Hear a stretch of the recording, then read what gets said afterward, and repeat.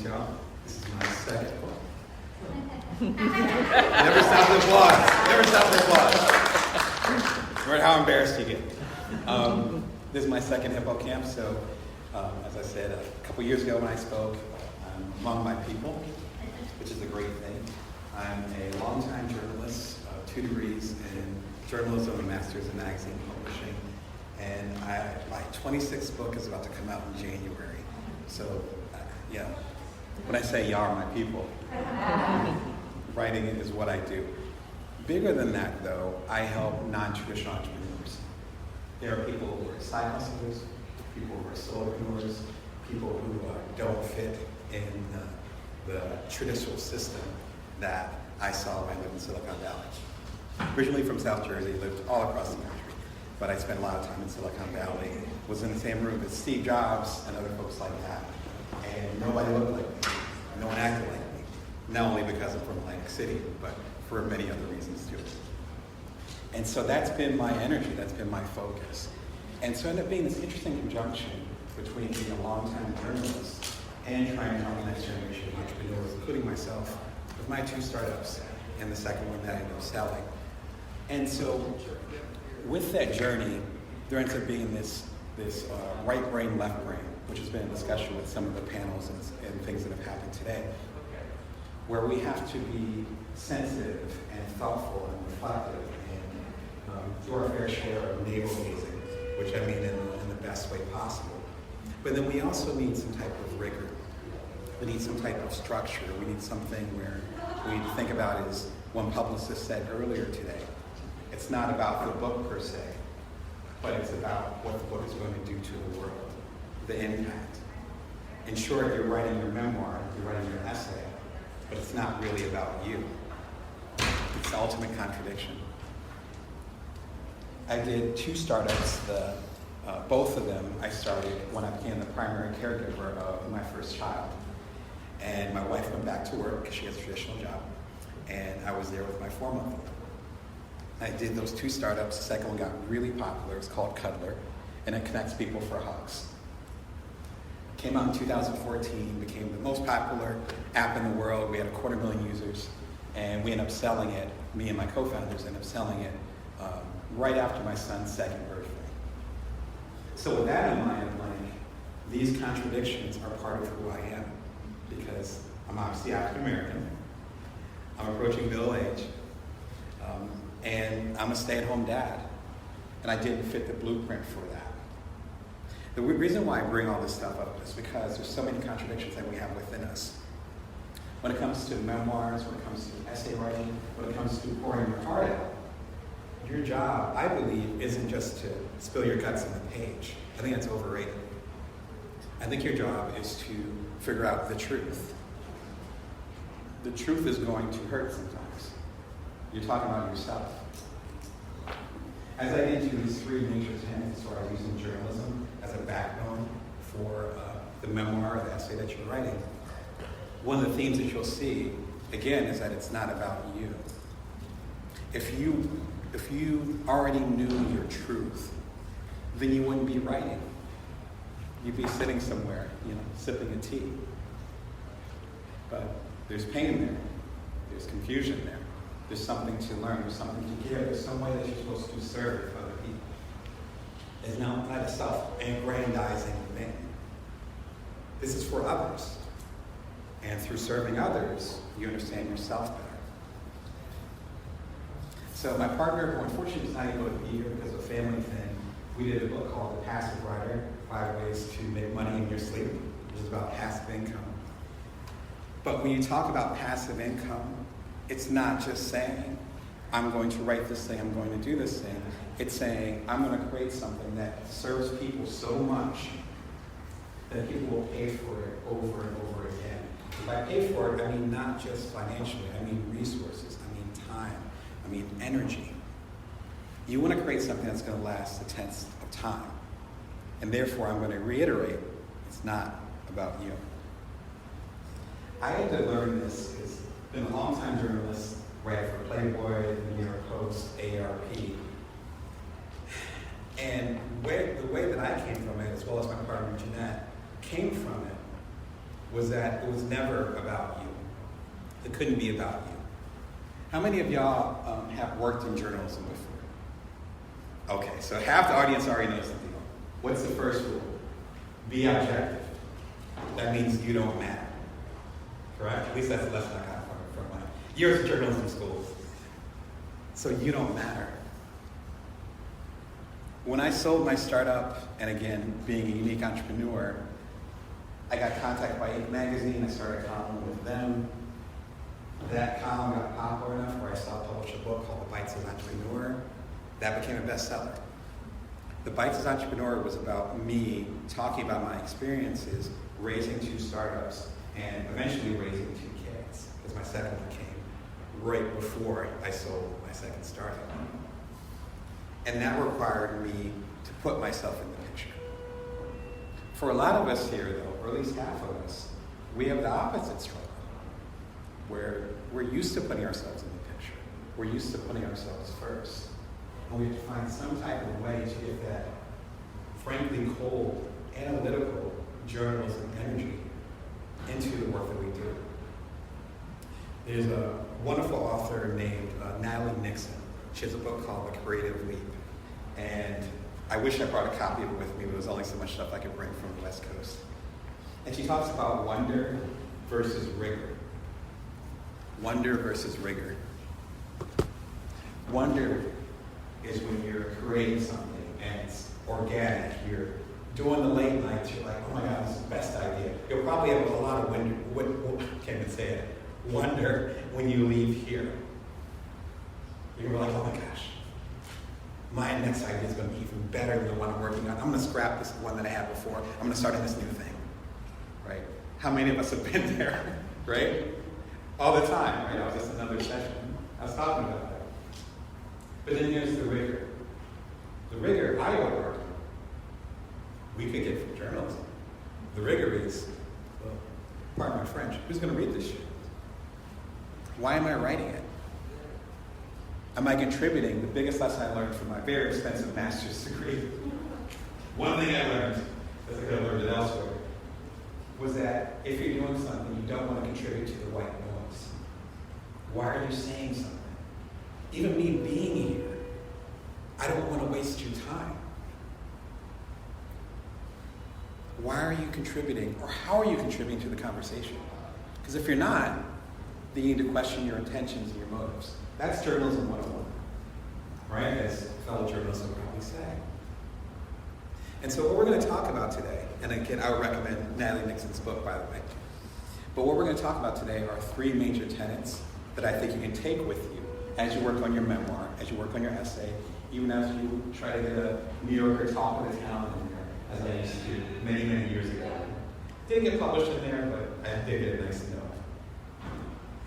So the first thing that you want to do when it comes to using journalism is to use data as your friend. So number 1, use data as your friend. Now data sounds very cold, very boring, especially if you're coming at it from an essayist standpoint. My 2 best friends are novelists, so you can imagine our conversations with me being a nonfiction guy.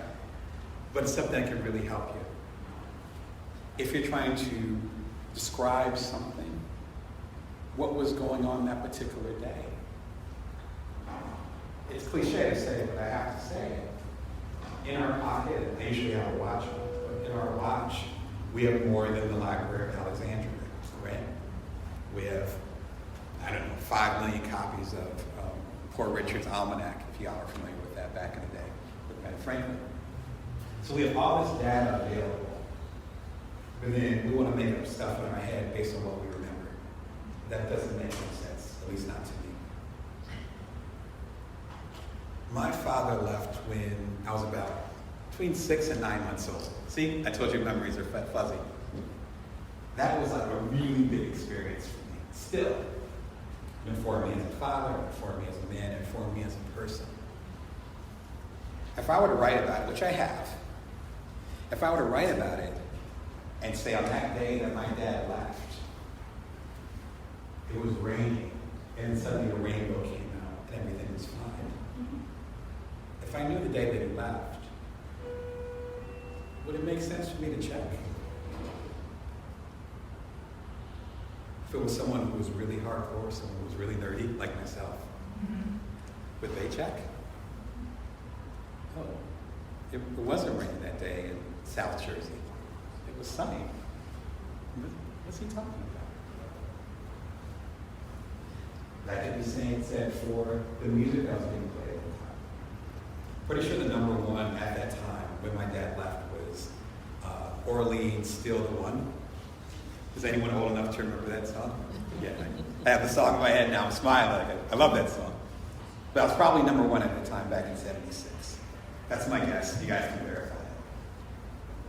But that becomes your friend. As my colleague Jeanette Hurt would have shared, back when they had the Democratic National Convention, used to call it the DNC, back in 1968. The big one, the one that everyone remembers, where there was rioting. I went to Northwestern, so I know the Chicago history pretty well. Most of the newspapers actually got it wrong, because they said what the weather was like when people were riding in the streets that night, actually that entire week in Chicago. If any of y'all know Chicago, the weather is moody as hell. And they got it wrong. That poked holes in whatever narrative the New York Times, I don't think the Post was around at the time, New York Times, the Washington Post, the LA Times, what they were saying. That adds veracity to your story.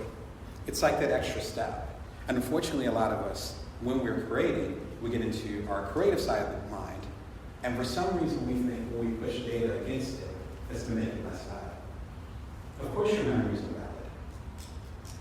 In fact, they're more valid when you compare them to data.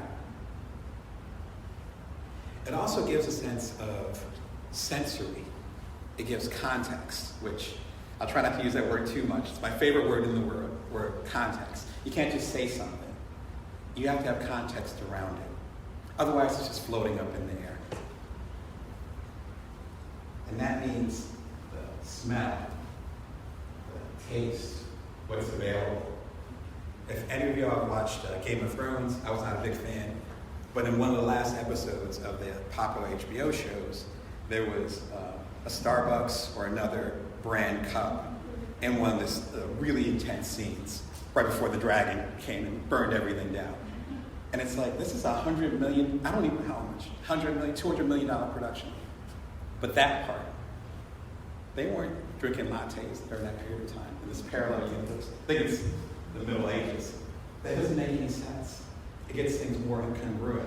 So number one, it's not only about the fact-checking, which is what we call in journalism world, but it's also you bringing the reader there. I used to live in New Orleans, and so any article, any book, any essay, any time someone even breathes in New Orleans, and they say, yeah, so the trash cans were there and da-da-da, it's like, no. They don't have trash cans in New Orleans. They put the trash inside. That's why it smells like garbage and, old beer and pee. I love the city, as you can tell. That little detail, that's bringing you sensory. But then the opposite, like I said, could happen. And so one talks about the smell of fried fish or the smell of red beans and rice on Mondays. I'm like, yes, that's my neighborhood.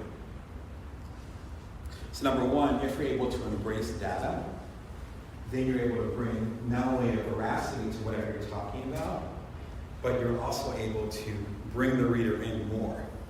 You're able to give them more context. That's journalism, believe it or not. So number one, using data to inform your reader, inform yourself even before you really get started writing. Number two is to interview other people, including yourself. This is important. With my colleague Jeanette Hurt, she had a really interesting family where when she was 16, her father back in Chicago became an FBI informant. Not exactly a normal childhood. He kept that secret, air quotes till it came out, secret to the family well until she was in college. So she ended up having an article, I want to say for the A&E blog, Arts and Entertainment, about a year ago, that was about her dad. And luckily the family's safe, she's safe. It was in Chicago, so there's kind of that Jimmy Hoffa energy. We'll leave it at that. So she goes and she interviews her dad and her mom, who luckily still around for many different reasons. And come to find out, her view was so skewed about what really happened. Now, Jeanette, like me, is in her 40s. But think about being a 16-year-old teenage girl. How accurate is your view of your family going to be? Particularly when you look at it from the lens of being 3 decades later. I think Donna mentioned the HippoCamp, which I had studied for one of my books called Our Virtual Shadow, Why We're Obsessed with Documenting Our Lives Online. So I've done some research on that. And come to find out, with the hippocampus, which is what keeps our memories and forms long-term memories, they're not fixed. I told you I'm going to use the word again. They require context. The context of our life constantly changes. The context of a 16-year-old, she was taller, 16-year-old Jeanette is different than a 40-something Jeanette. Therefore, the insight that she's going to get, the way she's going to view her life, being a wife now, being an adult, being a parent, she's going to put that context onto her 16-year-old self and be like, oh yeah, this is what it meant. It's going to be different. And her talking to her dad and talking to her mom and having honest conversations with them, she's able to get those perspectives. In my own case, I have a book called Ultimate Mindset Entrepreneur, which was the first book that I did, again, related to entrepreneurship. And I have a chapter in there about how our scars form us. And I remember growing up, probably when I was about I have 2 kids, 8 and 5, and I was around my youngest son's age. And I remember being in speech class, like for a speech impairment. But then I was like 4. So I wrote the whole damn chapter, again, pardon my French, wrote the whole damn chapter. And I realized, I'm like, is this true? I'm about to turn 45, so it's like, I'm thinking like 4 decades ago. And I'm like, is this true? So I asked my mom, how many times have y'all written something and then you weren't sure that shit happened? Can I get a show of hands? I need to feel better up here. Okay, thank you. So being brave enough to contact them, if you can. I'm lucky enough to get my mom still around, and we're cool. And I contacted her and I was like, hey mom, was I in speech class? And I was like, my youngest son's name is Abby. I was like, when I was like Abby's age, she was like, yeah, you were there for a few months. You had a lisp. Still do. And I was like, okay. All right. I can move forward. There's power in that. I think sometimes I think there's like this fear that we have that we're going to be proven wrong. That someone's going to jump up and say, you can't say that. So then we go into the other venue and we say, no, we're going to say this no matter what. I'm not even going to give people the opportunity to give doubt. But that doubt gets you a little bit closer to the truth. I spent a few months in speech therapy, not 2 years. It's a little bit more true. It just felt like 2 years ago, I was 4. Right? There's a tremendous power in interviewing, connecting with the people as you can, verifying your own story. One of the most famous, I don't know how to say that, one of the most popular pieces of journalism ever written is called Frank Sinatra Has a Cold. Raise your hand if you've read that. Right? I see the nods, I see the smiles underneath the mask. Yeah, classic. It's by Gay Talese. I want to say it was Esquire. I should have looked this up. I know, I'm failing me on data stuff. I want to say 1969, 1970. And Gay Talese, one of the forefathers of creative nonfiction, new journalism, as they call it at the time. The book, The New Journalism by Tom Wolfe and E.W. Johnson. I literally slept with it under my pillow when I was in grad school. So it's like, but I think there was an excerpt of it in there, but the longer story is amazing. Here's the short version of it. Gay Talese comes from New York, which is where Esquire is based. I think it still is. Flies to Vegas, which is where I'm based. I believe Vegas or LA. I always get it confused, but I want to say Vegas. He flies over to Vegas. And he's going to interview Frank Sinatra for a cover story. Frank Sinatra is, as usual, cantankerous. And he's like, no. Actually, his people say no. Right? He doesn't even talk to him.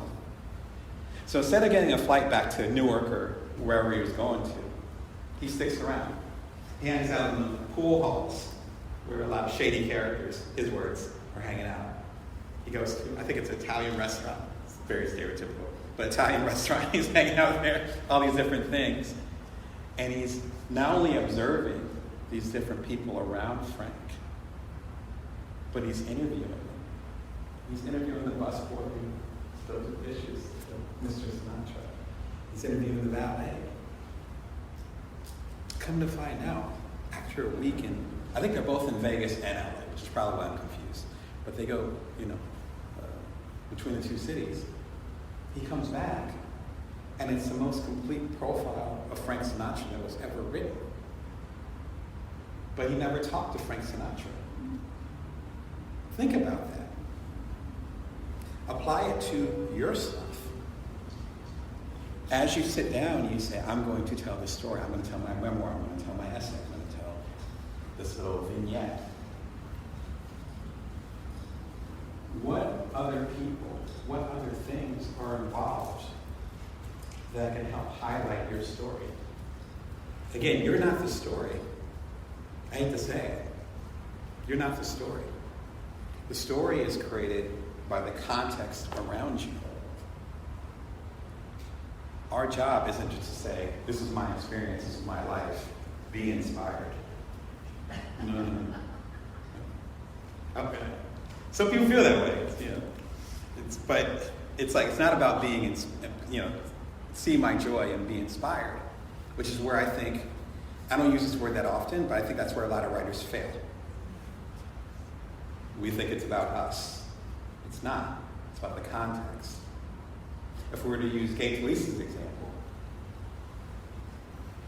the world that Frank Sinatra created was reflective of him and his values. And that story reflected him and his values in a way that a direct interview could never do. I've done a lot of one-on-one interviews.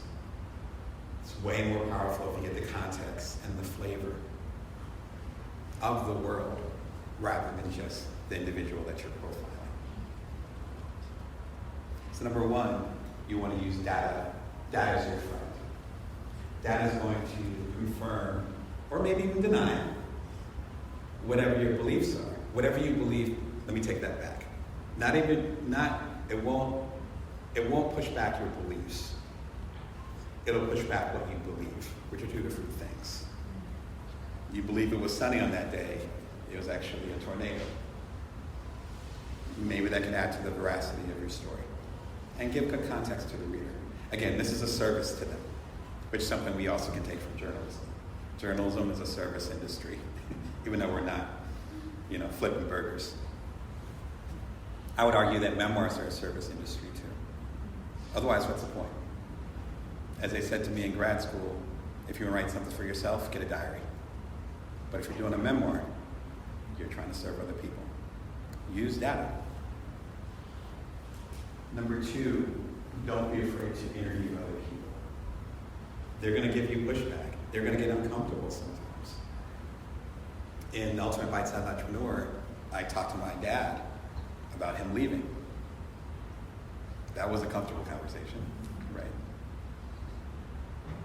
But I needed to serve that higher purpose, not only for myself and the healing that both he and I have to do, but also for whatever healing I potentially do through the book. That's what they say, actually, quick tangent on public speaking. If you're nervous about being a public speaker, think about how you're going to serve the audience and how one little gem could change someone's life. Then you can get your ass on the stage. Same thing with the memoir. You have to show up. Lastly, I'm looking at my notes. I want to show you this right. Yeah, I love terms and phrases. Research to learn, not to confirm. Research to learn and not to confirm. Now, some of the journalists in the audience know that this is one of the three major pillars, I would argue, with journalism. You don't know the story. That's like trying to write the story before you go down to City Hall to find out where the riots are happening. How do you know the story? That's silly. Why would someone write the story and they haven't even got on the scene yet? Why would someone do that? But we do that all the time with our memoirs. We do that all the time with our essays. All the time. This is going to be the outcome. This is how the story's going to end. This is going to be the end result. Worse, which you'll see a pattern here with me. This is how it's going to inspire me.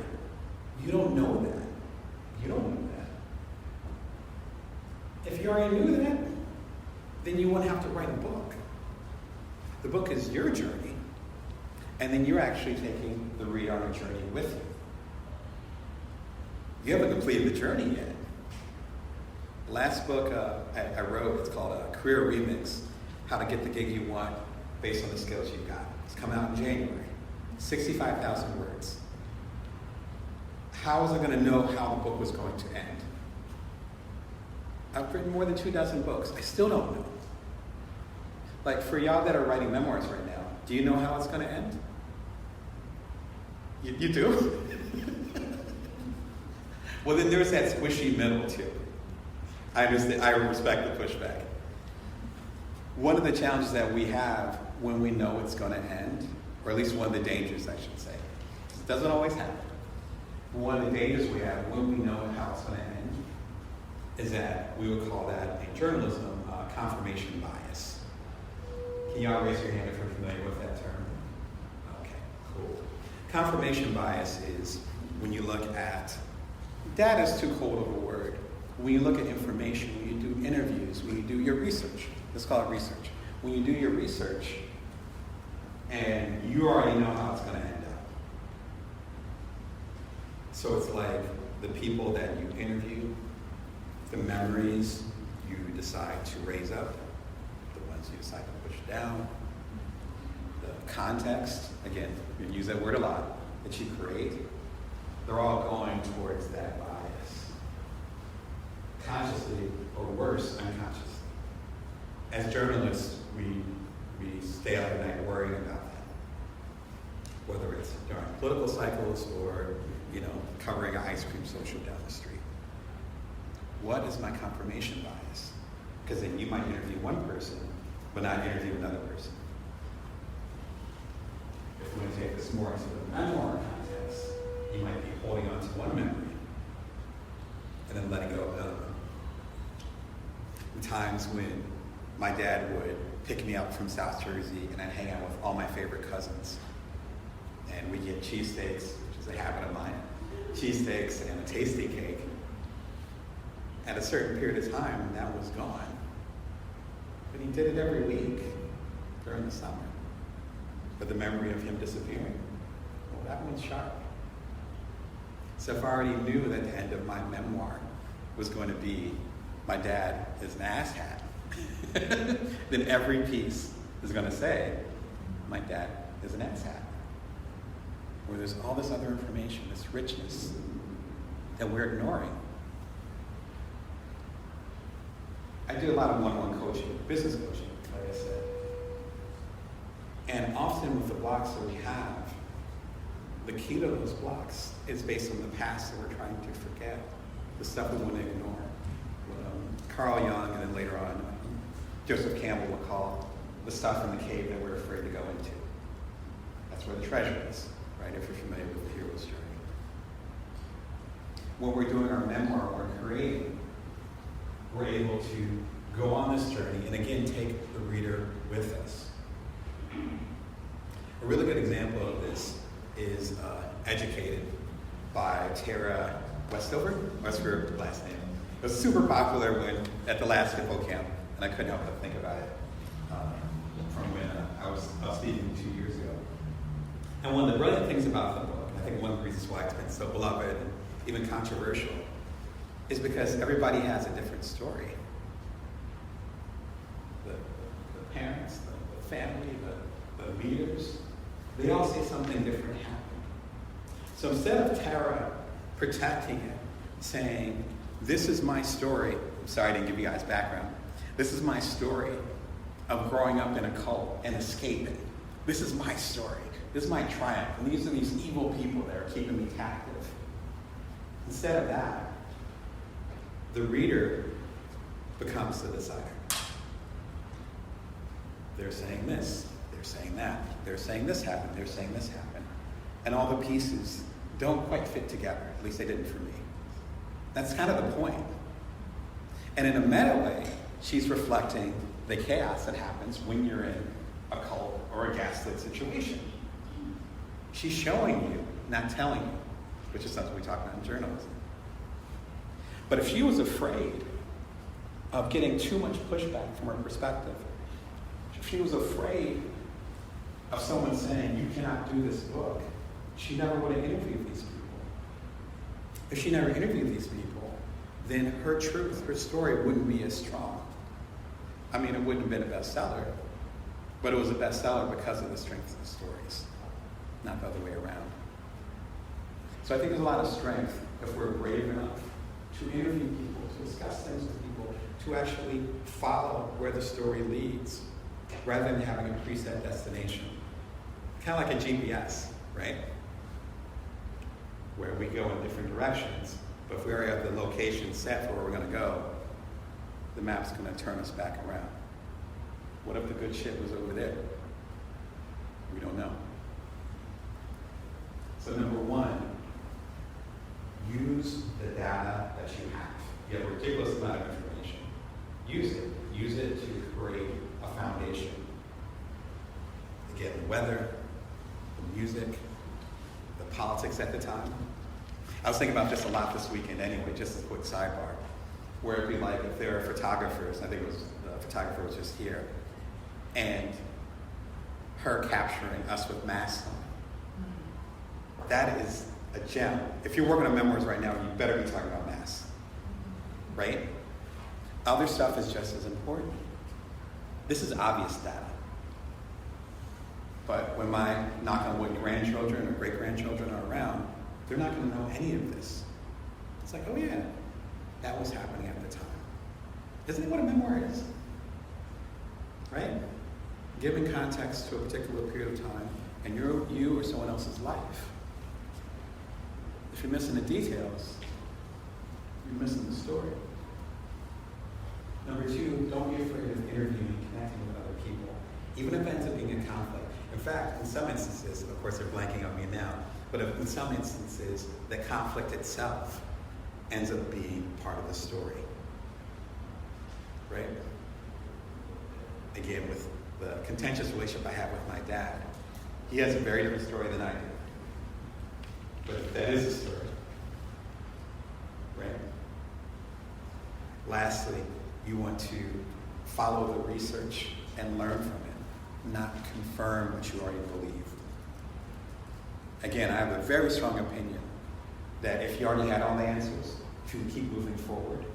If you're okay with everything that happened to you and with your cooperation, not with your cooperation, then you wouldn't be writing that. So then, do you want to come out of this process not being transformed? Or do you want to be in the same place that you were before?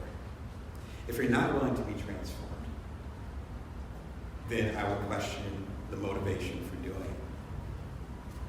I found this a lot in my coaching practice, where for the first couple of years as a coach, I was like, I have a particular insight as an entrepreneur, as a creator, as a creative entrepreneur. Let's put them together. And I'm going to help these people on their journey. And a couple of years in, I realized that I was tearing up with my clients. Tearing.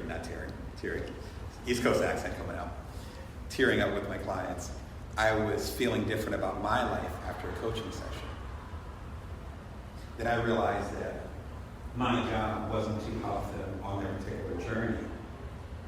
My job was for us to go on a journey together, the two of us, and for a third thing to be created. I think the same thing can be applied to doing a memoir, doing an essay, even doing a really short piece. The transformation, you have to allow that to happen as you're writing it. And the bravery of that transformation will allow the readers themselves to be transformed. If you stay safe, which these three tenets, data, interviewing, and following the story, they are not safe. You will not be safe. If you follow these three things, you will not be safe. But the less safe you are, the more likely you will transform. The more likely you transform, the more likely you're actually going to be able to transform the reader. At least for me, that's the whole point. Thank you.